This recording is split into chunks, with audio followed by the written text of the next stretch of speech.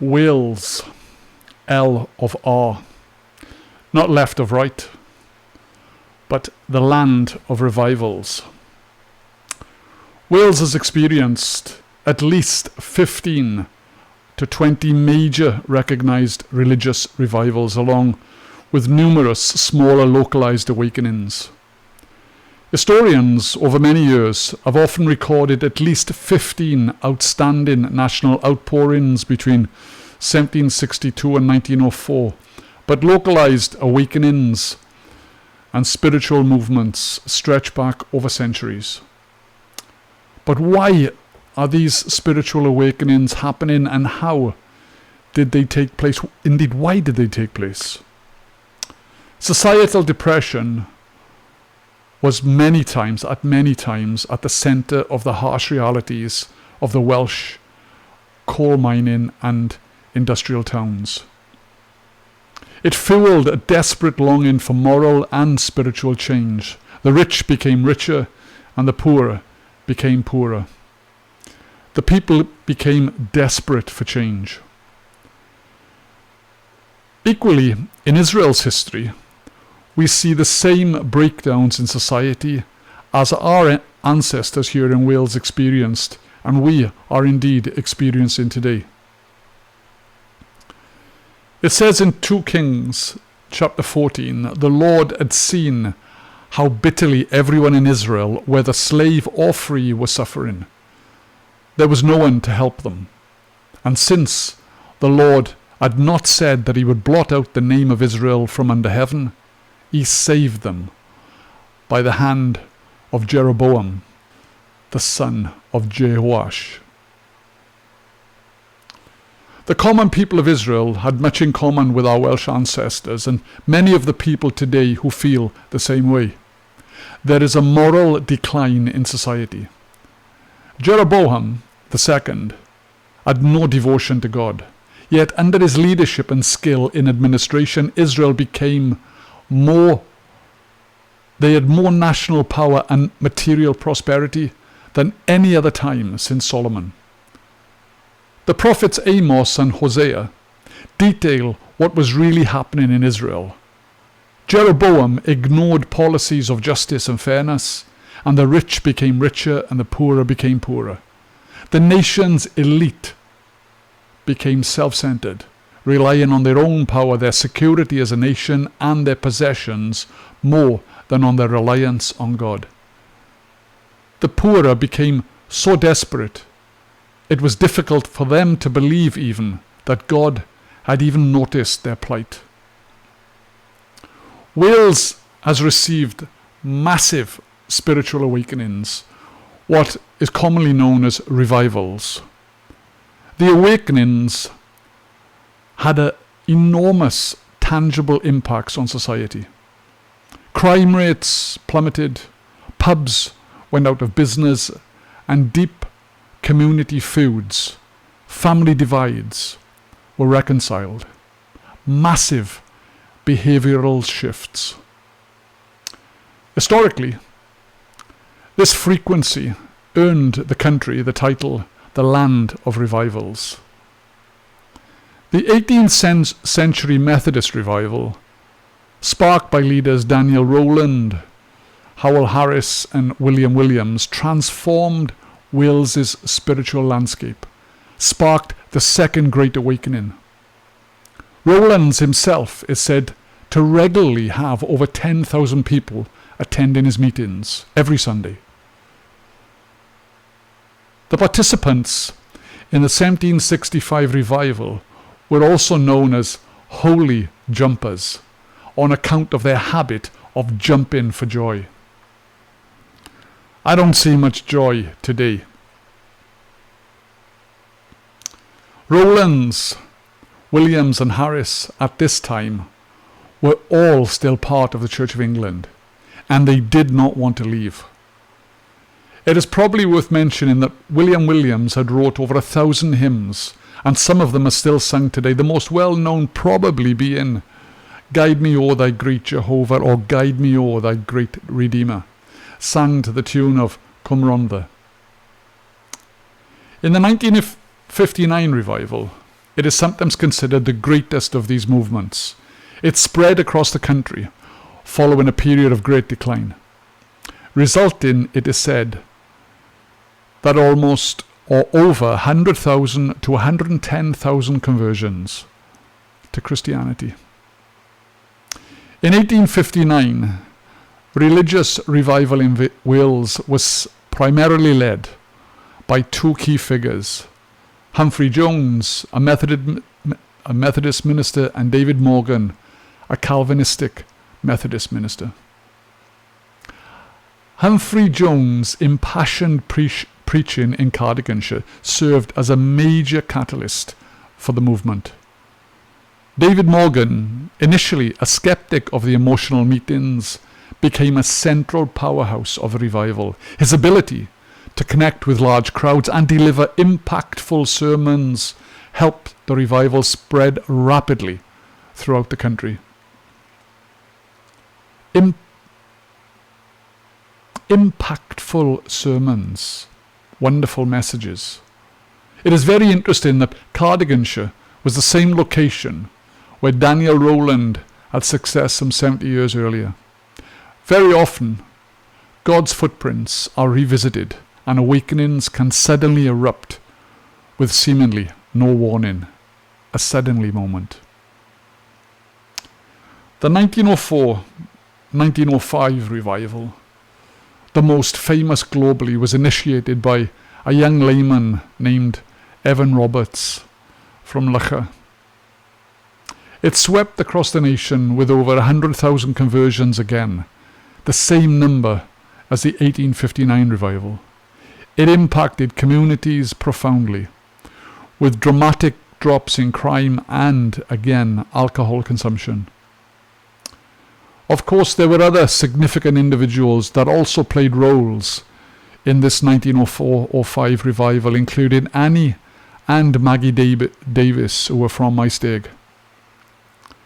Furthermore, the Jeffreys brothers also preached,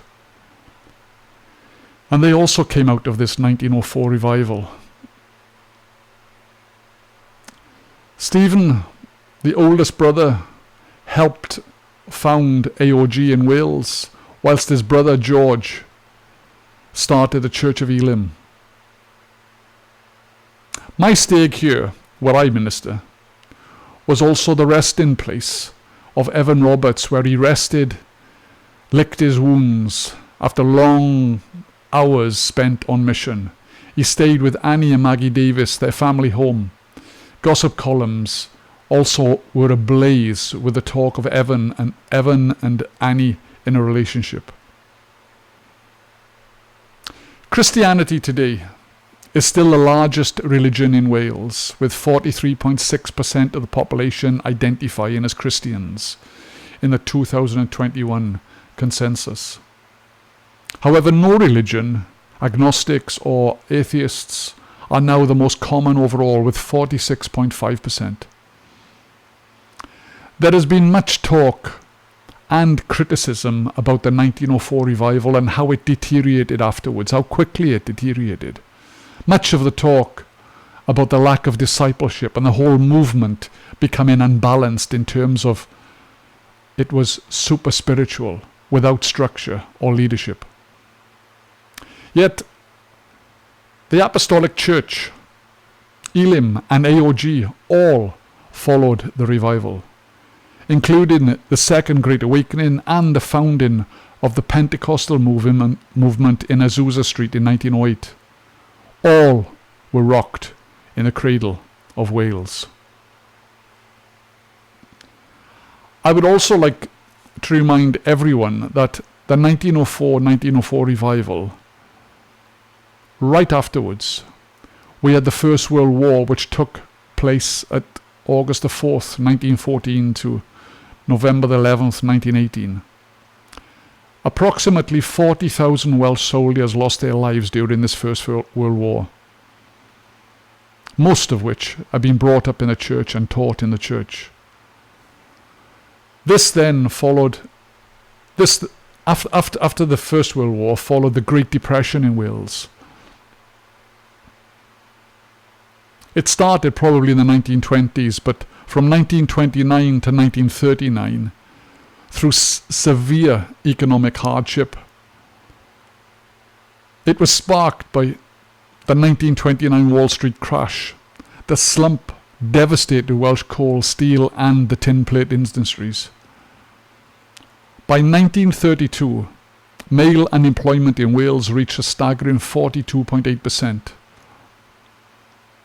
And it resulted in approximately 390,000 people leaving Wales in search of work, out of a population of 2.3 million. Following the Great Depression, we had the World War II. Another 15,000 Welsh servicemen and women lost their lives.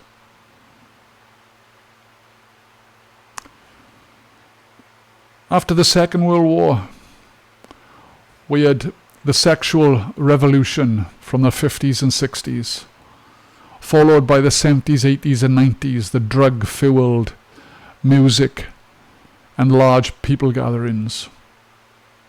At each stage, depravity has increased and more degenerate behaviour has ensued. The church hasn't escaped the moral decline either. All of these significant events took out a large believing Christian remnant in Wales. I think it is clear why the negative trajectory away from Christianity has taken place, given all of the above. There has been a huge loss of believing remnant in the church. Today, social media is driving a force of communication, whether we think of it as positive or negative for the Christianity. It is easy to criticize those who have gone before us. We are not governed by history, but we certainly can learn from it. Consequently, we learn from the Bible that God only intervened when all seemed lost for Israel or they needed to be corrected. There is no doubt there is much correction required in this nation to which I was born. There is currently, certainly, a moral decline in society from the top to the bottom. Material prosperity is not always an indication of God's blessings. It can also be a result of self-centeredness. For I know the plans I have for you, declares the Lord, plans to prosper you and not to harm you, plans to give you a hope and a future. Then you will call on me and come and pray to me, and I will listen to you. You will seek me and find me when you seek me with all your heart. I will be found by you, declares the Lord, and I will bring you back from captivity. We are all encouraged by a leader who stirs us up to move ahead, someone who believes we can do the task they have given us, someone who will be with us all the way. God is that leader. Jesus Christ is God's representative here on earth. He knows the future and the plans that He has for each of us. They are full of hope and they are good. He knows the future. That does not mean that we won't experience difficulties, but that God will see us through to a glorious conclusion. I'll finish you on this. I believe that we are going to see a move of God that will surpass all of our expectations and everything that has gone before us. Today, we need to prepare for such a move as this. I don't think at the moment we are where we need to be, but we are certainly not where we was. I also believe that we are on the threshold of something very special. Hang on tight, for we are going to see maybe not what we remember as a revival, but we are definitely going to see a massive renewal. God bless.